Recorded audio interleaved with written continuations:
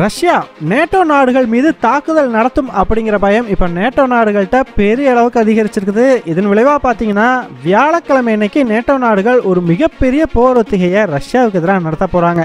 So Russia அப்படிங்கிற ஒற்றை நாட்டுக்கு எதிராக மொத்த மேற்குலக நாடுகளும் அணிதிரண்டிருக்கிறாங்க.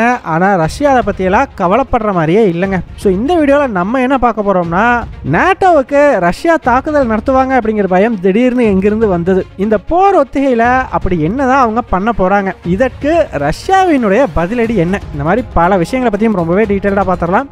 வீடியோவை லைக் அண்ட் சப்ஸ்கிரைப் பண்ணிக்கோங்க. வாங்க வீடியோக்குள்ளே போயிடலாம். அறிவோம் தெளிவோம் உறவுகளுக்கு அன்பான வணக்கங்கள்.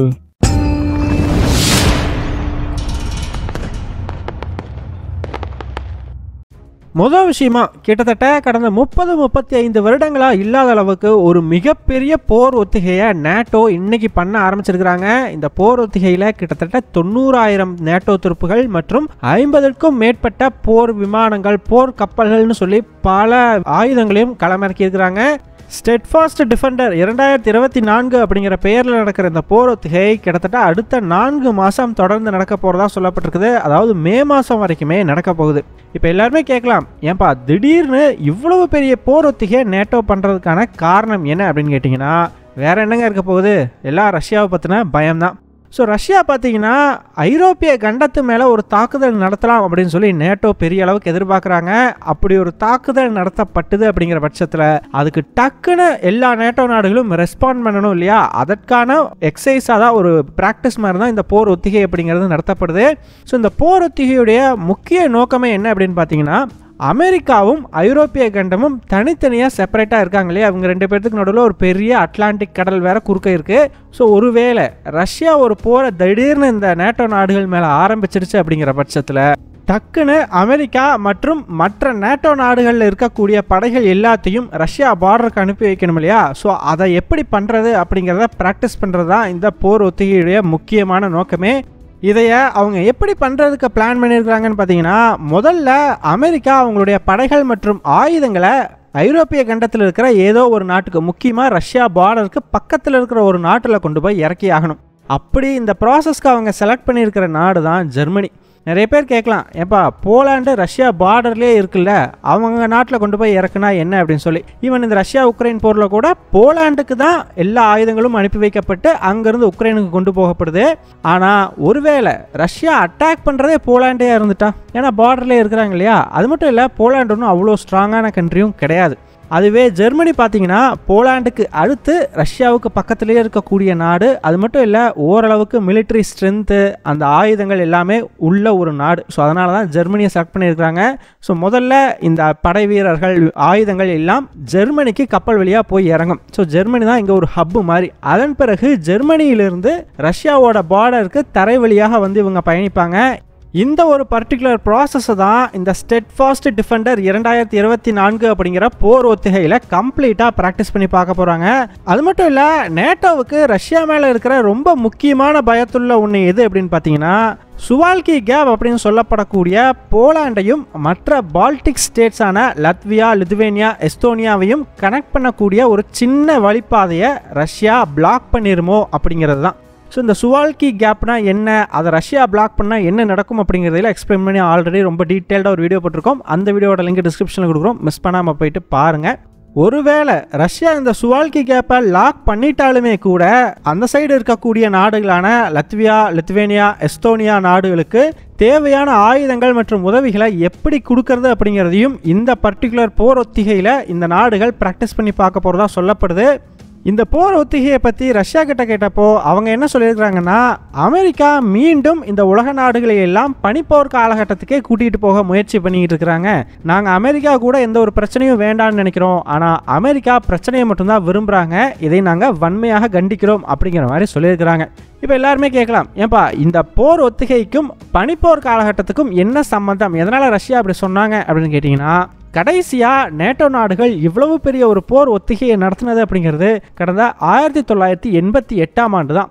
அப்போது அமெரிக்காவுக்கும் சோவியத் யூனியனுக்கும் இடையில் பனிப்போர் உச்சகட்டத்தில் இருந்தது. ஸோ அந்த சமயத்தில் ரீஃபோர்ஜர் அப்படிங்கிற பேரில் 1,25,000 படைகளை வச்சு ஒரு போர் ஒத்திகையை நேட்டோ நடத்தியிருந்தாங்க. அப்பயுமே இதே மாதிரி தாங்க. ஒருவேளை சோவியத் யூனியன் ஒரு மிகப்பெரிய தாக்குதலை நடத்த ஆரம்பிச்சா எப்படி வேக வேகமாக நேட்டோ படைகளை சோவியத் யூனியனோட பார்டருக்கு கொண்டு வர்றது அப்படிங்கிற ஒரு ப்ராக்டிஸாக தான் நடத்தியிருந்தாங்க.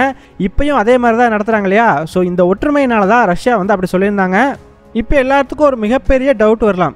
ஏன்பா திடீர்னு நேட்டோவுக்கு ரஷ்யா மேலே இப்படி ஒரு பயம் வர்றதுக்கான காரணம் என்ன அப்படின்னு கேட்டிங்கன்னா, ஸோ இதற்கு பல காரணங்கள் இருக்குது. முதல் காரணம் என்ன அப்படின்னு பார்த்தீங்கன்னா, ரஷ்யா உக்ரைன் வாரை பொறுத்த வரைக்கும் கடந்த ஒரு 6-7 மாதமாகவே உக்ரைனும் அவங்களால என்னென்னலாம் பண்ண முடியுமோ எல்லாம் பண்ணி பார்த்துட்டாங்க. அவங்க கவுண்டர் அஃபென்சிவ் அப்படிங்கிறது கம்ப்ளீட்டாக ஃபெயிலியர் ஆயிடுச்சு. ரஷ்யாவோட டிஃபென்ஸ் லைனை அவங்களால அசைச்சு கூட பார்க்க முடியல. ஸோ இதனால் பார்த்தீங்கன்னா இப்போ பனிக்காலம் வேறு ஆரம்பிச்சிருச்சா, இந்த பனியில் தரைவழி தாக்குதல் அப்படிங்கிறதும் பெருசாக நடத்த முடியாது. அதே சமயம் இந்த பனிக்காலம் முடிஞ்ச பிறகு ரஷ்யா மீண்டும் ஒரு அஃபென்சிவாக நடத்தினாலும் ஆச்சரியப்படுறதுக்கு இல்லை. ஆனால் அது அஃபென்சிவ் நடத்துவாங்களா இல்லையாங்கிறது இப்போ வரைக்கும் ஒரு கிளியராக தெரியல. அப்படி ஒரு வேளை ரஷ்யா அஃபென்சிவை நடத்துனாங்க அப்படிங்கிற பட்சத்தில் அதை உக்ரைனால் தாக்கு பிடிக்க முடியுமா அப்படிங்கிற கேள்வி எழுந்திருக்குது. என்னதான் ரஷ்யா ஒரு அஃபென்சிவை நடத்தலை அப்படின்னாலுமே கூட உக்ரைன் பார்த்தீங்கன்னா பெரிய அளவுக்கு எக்ஸாஸ்டாக இருக்கிறாங்க. ஸோ அதனால் இனி உக்ரைன் வந்து பெரிய அளவுக்கு ரஷ்யாவுக்கு ஒரு டேஞ்சராக இருக்குமா அப்படின்னா அது ஒரு கேள்விக்குறி தான். ஸோ நீ அடுத்தது ரஷ்யாவினுடைய கண்களில் இந்த பால்டிக் ஸ்டேட்ஸ் தான் இருக்குது. ஸோ பால்டிக் ஸ்டேட்ஸை ரஷ்யா அட்டாக் பண்ணுறதுக்கான சான்சஸ் இருக்குது அப்படிங்கிற மாதிரி சொல்கிறாங்க. இன்னும் சில பேர் என்ன சொல்கிறாங்க அப்படின்னா, இல்லை போலாண்டு தான் ரஷ்யாவினுடைய அடுத்த குறி அப்படிங்கிற மாதிரியும் சொல்கிறாங்க. ஸோ ஜெர்மனியுடைய டிஃபென்ஸ் மினிஸ்டர் என்ன சொல்லியிருக்கிறாருன்னு பார்த்தீங்கன்னா, ரஷ்யா கூடிய சீக்கிரம் ஐரோப்பிய கண்டத்தில் இருக்கிற நேட்டோ நாடுகள் மேலே தாக்குதல் நடத்துவாங்க, அதில் சந்தேகமே தேவையில்லை. ஆனால் அதை எப்போ நடத்துவாங்க அப்படிங்கிறது தான் தெரியல. ரஷ்யா பார்த்தீங்கன்னா இந்த உக்ரைன் போர் ஆரம்பித்ததுலேருந்து நான் பெலாரஸ் வழியாக உக்ரைனை அட்டாக் பண்ணுறேன்னு சொல்லிட்டு பெலாரஸில் பெரிய அளவுக்கு அவங்களுடைய படைகளை பில்டப் பண்ணிக்கிட்டே வந்துட்டாங்க. அவங்களுடைய அணு ஆயுதத்தையும் பெலாரஸ்க்கு கொண்டு வந்துட்டாங்க. ஆனால் இதுவரைக்கும் பெலாரஸ் சைடிலிருந்து உக்ரைன் மேலே எந்த ஒரு தாக்குதலும் நடத்தப்படலை. ஸோ நாங்கள் என்ன நினைக்கிறோம் அப்படின்னா, இந்த பில்டப் எல்லாமே ரஷ்யாவோட அடுத்த கட்ட திட்டத்துக்கானது. அதுக்கு இப்போயிலிருந்தே ரஷ்யா வந்து ரெடியாக ஆரம்பிச்சிட்டாங்க. ஸோ அந்த திட்டம் என்ன அப்படின்னா, நான் முன்னாடியே சொல்லியிருந்தேன் இல்லையா, சுவால்கி கேப் அப்படிங்கிறது போலாண்டுக்கும் இந்த பால்டிக் ஸ்டேட்ஸுக்கும் இடையில் இருக்கிற ஒரு குறுகலான பகுதின்னு சொல்லி, அந்த குறுகலான பகுதியுடைய இன்னொரு 2 சைடில் இருக்கக்கூடிய நாடுகள் எதுன்னு பார்த்தீங்கன்னா பெலாரஸ், இன்னொன்று கலினின்கிராட். ஸோ இந்த கலினின்கிராட் ரஷ்யாவினுடைய பகுதி தான். இந்த பெலாரஸ் ரஷ்யா என்ன சொன்னாலும் கேட்கக்கூடிய ஒரு நாடு தான். இப்போ இந்த பெலாரஸில் தான் ரஷ்யா படைகள் அதிக அளவுக்கு வந்துகிட்டு இருக்கிறாங்க. ஸோ அந்த பில்டப் அப்படிங்கிறதும் இருக்குது. அதே சமயம் கலினின்கிராட்ல ரஷ்யா நினைச்சாங்கன்னா வேகமாக பில்டப் பண்ணிட முடியும். காரணம் அது அவங்களுடைய நிலப்பகுதி தான். ஸோ ஒருவேளை இப்போ ரஷ்யா வந்து இந்த சுவால்கி கேப்பை லாக் பண்ணிட்டாங்க அப்படின்னா நம்மளால இந்த பால்டிக் ஸ்டேட்ஸுக்கு பெரிய அளவுக்கு எந்த ஒரு ஆயுதங்களோ இல்லை ஹெல்ப்போ கொடுக்க முடியாது.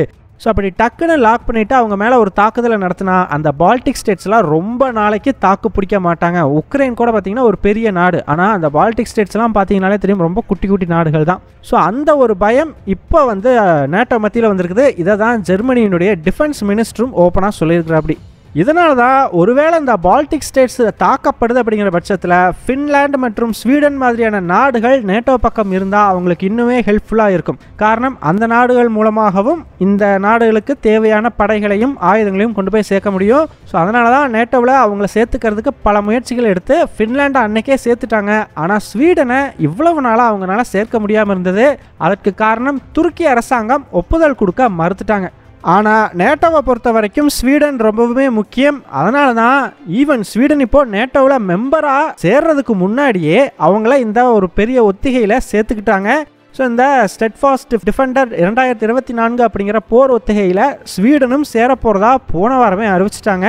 ஆனால் எப்படியோ இந்த போர் ஒத்திகை ஆரம்பிக்கிறதுக்கு முன்னாடியே துருக்கியை கன்வின்ஸ் பண்ணி ஸ்வீடனை இந்த நேட்டோ அமைப்பில் சேர்த்துக்கிறதுக்கு ஒத்துக்க வச்சுட்டாங்க. நேற்று பார்த்தீங்கன்னா துருக்கி அரசாங்கம் ஸ்வீடன் இந்த நேட்டோ அமைப்பில் சேரலாம் அப்படிங்கிறதுக்கான ஒப்புதலை அஃபீஷியலாக கொடுத்துருக்குறாங்க. ஸோ கூடிய விரைவில் ஸ்வீடனும் இந்த நேட்டோவில் சேர்ந்துடும் அப்படிங்கிறதுல சந்தேகமே தேவையில்லை.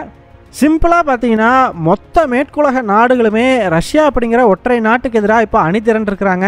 ஆனால் அதை பற்றிலாம் ரஷ்யா கவலைப்படுற மாதிரியே இல்லைங்க. அவங்க பாட்டுக்கு அவங்க வேலையை பார்த்துட்டு இருக்கிறாங்க. ஒரு எதிர்ப்பு தெரிவித்தாங்க, அதுக்கப்புறம் இந்த விஷயத்தை அவங்க பெருசாக அலட்டிக்கவே இல்லை. ஸோ இந்த விஷயத்தை பற்றி நீங்கள் என்ன நினைக்கிறீங்க? ரஷ்யாவுக்கும் நேட்டோவுக்கும் இடையில் ஒரு போர் மூலமா? உங்களுடைய கருத்துக்கள் என்ன அப்படிங்கிறத மறக்காமல் கமெண்ட்ஸில் சொல்லுங்கள். எங்கள் டெலிகிராம் சேனல் லிங்க் டிஸ்கிரிப்ஷனில் கொடுக்குறோம். இன்ட்ரெஸ்ட் இருக்கிறவங்க ஜாயின் பண்ணிக்கோங்க. ரொம்ப முக்கியமான செய்திகள் அதில் பகிரப்படும். வீடியோ பிடிச்சிருந்ததுன்னா லைக் பண்ணிக்கோங்க, சப்ஸ்கிரைப் பண்ணிக்கோங்க. இதன் மூலமாக எங்களுடைய வீடியோஸ் இன்னும் நிறைய பேர்த்துக்கு போய் சேரும். முடிஞ்சால் உங்களுடைய ஃப்ரெண்ட்ஸுக்கிட்டையும் நிறைய ஷேர் பண்ணிக்கோங்க. இது எங்களுடைய உழைப்புக்கு நீங்கள் கொடுக்குற ஒரு ரிவார்டாக இருக்கும். நன்றி.